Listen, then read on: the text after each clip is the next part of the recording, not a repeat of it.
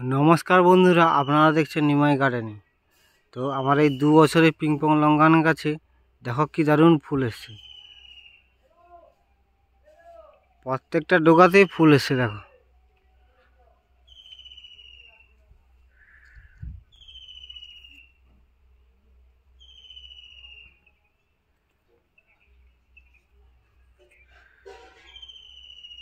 প্রত্যেকটা ডগাতেই ফুল এসছে।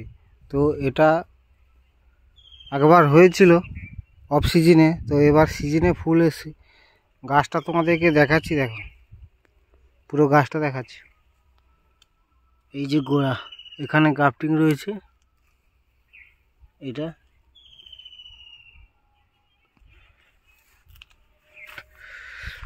তো পিংপং লঙ্কান খুব বড় সাইজের হয়, খুব সুন্দর হয়। আপনারাও একটা করে লাগাতে পারেন। তো এই হচ্ছে আমার পিংপং লঙ্কান। আমার এই ভিডিওটা যদি ভালো লাগে অবশ্যই লাইক করবেন ও চ্যানেলটাকে সাবস্ক্রাইব করে রাখবেন।